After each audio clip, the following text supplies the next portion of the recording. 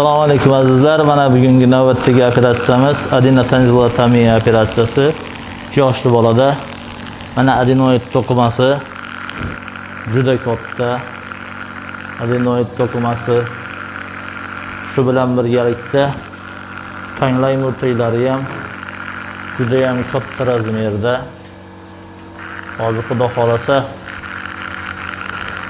adenoid to'qimasini hammasini va tanglay murtaylarini qisman olish operatsiyasini o'tkazamiz.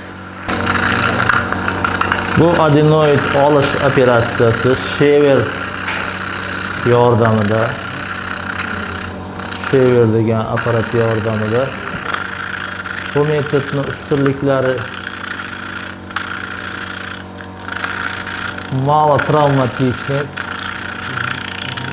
travma bo'lmaydi bunda, qonamaydi, kam qonaydi juda ham. To'qimasini olingan joyini o'rni mana toza olingan, o'rnini faqat ozgina kalkulyator bilan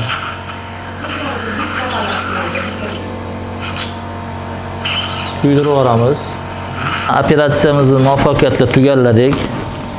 Mana adenoid to'qimasini o'rni toza olingan va tanglay murtaylari qisman olindi.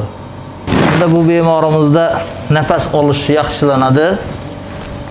Burundan nafas olishda muammo bo'lmaydi xudo xolasa. Tez tomoq og'rish, angina belgilari yo'qoladi.